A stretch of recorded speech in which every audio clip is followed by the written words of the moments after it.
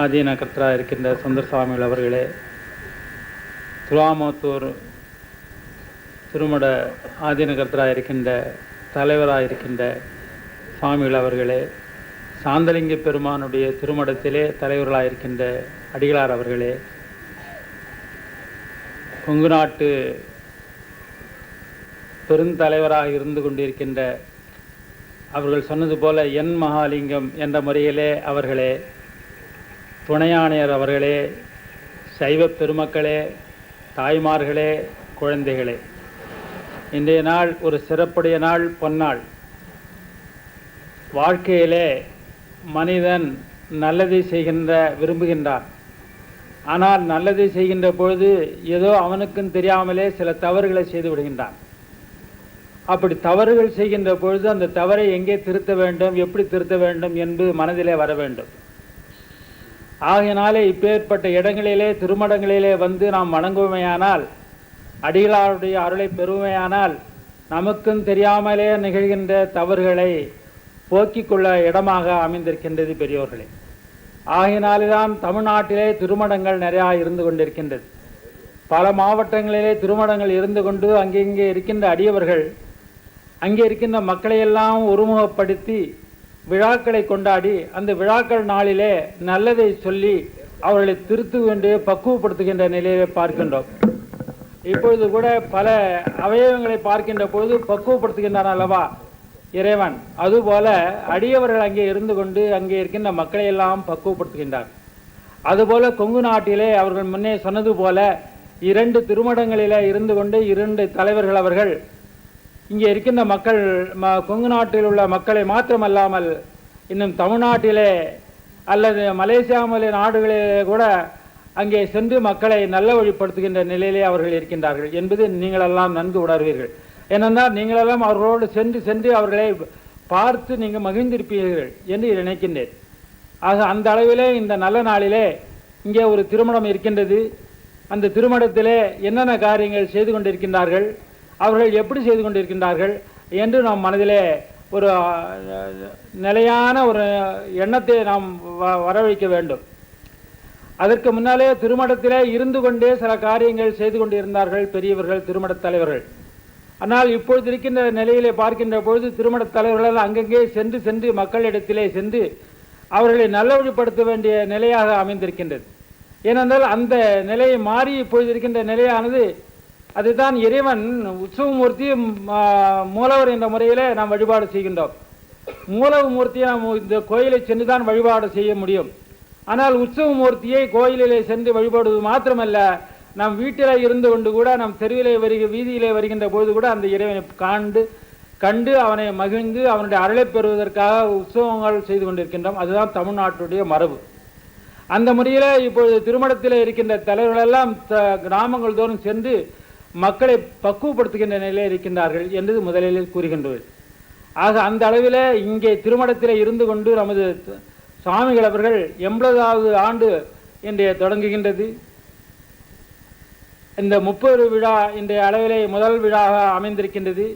என்றால் திருமணம் என்றால் என்ன, திருமணத்தில் இருக்கின்ற தலைவர்கள் எப்படி இருக்க வேண்டும், அவர்கள் என்னென்ன காரியங்கள் செய்ய வேண்டும் என்பது முதலே வரவேற்பிலே அவர்கள் மிக அழகாக சொன்னார்கள். ஏனென்றால் அவர்கள் போல அன்பர்கள் எல்லாம் வந்து திருமணத்திலே இருந்து என்னென்ன காரியங்கள் செய்ய வேண்டும் என்று சொன்னாலே போதும், திருமணத்திலே தானாக இயங்கி கொண்டிருக்கின்றோம். அது அந்த அளவிலே நீங்கள் பார்க்கின்ற பொழுது ராமானந்த முன்னே அவர்கள் மிக சில வரலாறுகளை எல்லாம் மிக அழகாக சொன்னார்கள். எங்கள் மயிலம் திருமணத்திற்கும் இங்கே இருக்கின்ற இந்த திருமணத்திற்கும் மிக மிக நெருங்கிய தொடர்பு உண்டு என்றெல்லாம் அவர்கள் சொன்னார்கள். ஏனென்றால் 17வது 16வது பட்டத்து சுவாமி காலத்திலே தண்டவாண சுவாமிகள் அங்கே வந்தார்கள். தெற்கே இருந்து அவர்கள் அதாவது திருநெல்வேலி மாவட்டத்திலிருந்து வடக்கு நோக்கி வருகின்ற பொழுது திருமயிலம் முருகனை பார்த்து அவர்கள் அங்கே தங்கி பல ஆண்டுகள் அங்கே தங்கியிருந்தார்கள் வரலாறு கூறுகின்றது. அவர்கள் அங்கே திருமணத்தை அக்கமணி என்ற உத்ராட்சத்தை வைத்துதான் திருமண தாலியாக அவர்கள் உபயோகித்தார்கள் என்றெல்லாம் அவர்கள் சொன்னார்கள். அது உண்மையிலே வாஸ்தவமாக இருந்தது. ஆகையினால அவர்கள் அங்கே இருந்த பொழுது மயிராசல கலம்பகம் என்ற நூலை அவர்கள் பாடினார்கள்.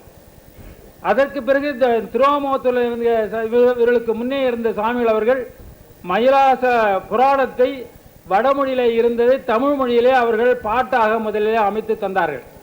அந்த அளவிலே திருவாமூர்த்தூர் மடமும் மயிலத்திற்கு மிக மிக நெருங்கிய தொடர்புடைய மடமாக இருந்திருக்கின்றது. அந்த அளவிலே அந்த உரிமையின் பற்றி தான் அவர்கள் இந்த விழாவிலே கலக்க வேண்டும் என்று சொன்னார்களோ என்று நான் ஐயப்படுகின்றேன்.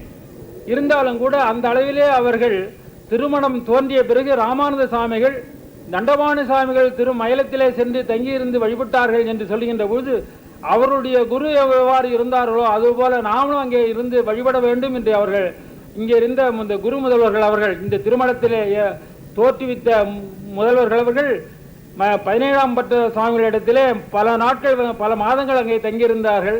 அதற்கு தனியாக இருந்து கொண்டு அவர்கள் தினந்தோறும் வந்து முருகனை வழிபட்டு அங்கே இருக்கின்ற 17ஆம் பட்ட சுவாமிகளோடு அழகாக பேசி கொண்டிருந்தார்கள் என்று வரலாறு கூறுகிறது.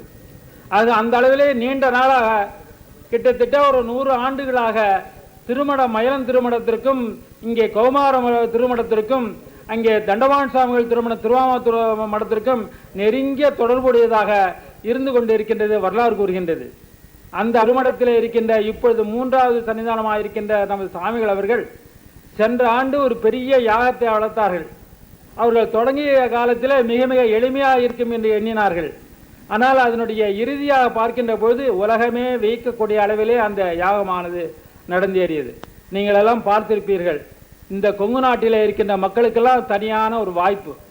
அந்த வாய்ப்பின் காரணமாக தான் இந்த பொன்னா நாளிலே அவர்கள் அந்த செய்த காரியத்தை நம் மனதிலே நினைக்கக்கூடிய நிலையிலே இந்த மண்டபத்தை அமைத்திருக்கின்றார்கள். ஏனென்றால் அந்த அதாவது 87வது ஆண்டிலே அந்த மார்ச் மாதத்திலே அந்த யானை ஆனது இங்கே எல்லாம் 100க்கு 108 108 சொன்னார்களே தவிர 115 யானைகளுக்கு மேலே இங்கே வந்து இருந்தது. எப்பவுமே கூட ஒரு யானைக்கு மேலே அதை 2ஆக வைத்துக்கொண்டு 3 யானையை வைத்துக்கொண்டு வளர்ப்பதும் சரி கஷ்டம், அதை பக்குவப்படுத்துவதும் கஷ்டம். ஏனென்றால் யானையினுடைய குணங்கள் எல்லாம் உங்களுக்கு நன்கு தெரிந்திருப்பீர்கள். இதனால் இன்றைய அளவிலே பார்க்கின்ற பொழுது ஆப்பிரிக்காவில் இருக்கின்ற யானைக்கும் தமிழ்நாட்டில் இருக்கின்ற யானைக்கும் சிலோனில் இருக்கின்ற யானைக்கும் மிக மிக வேறுபாடுகள் இருந்து கொண்டு இருக்கின்றதாக அந்த அந்த மிருகத்தினுடைய கர்த்தாக்கள் சொல்கின்றார்கள். என்னால் தமிழ்நாட்டுடைய யானைக்கும் ஆப்பிரிக்காவில் இருக்கின்ற யானைக்கும் வயதுகள் கூட வித்தியாசத்தில் இருக்கிறது என்றெல்லாம் சொல்கின்றார்கள். ஆனால் அங்கே நீங்களெல்லாம் சென்ற ஆண்டு பார்த்திருப்பீர்கள்.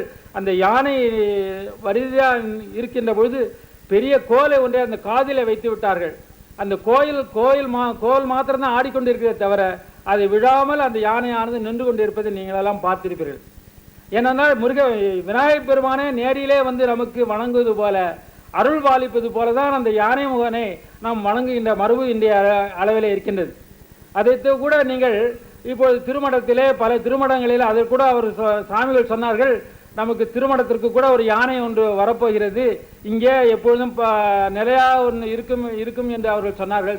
ஒரு வேலையை சந்தித்த பொழுது அந்த யானை பூஜை செய்கின்ற பொழுது பல பல நிகழ்ச்சிகளை அந்த பூஜையின் சாஸ்திரங்களை பார்க்கின்ற பொழுது யானை பூஜை பண்ணுவதனால என்னென்ன காரியங்கள் நமக்கு சௌரியங்கள் ஏற்படுகின்றதெல்லாம் சாஸ்திரங்கள் சொல்கின்றது.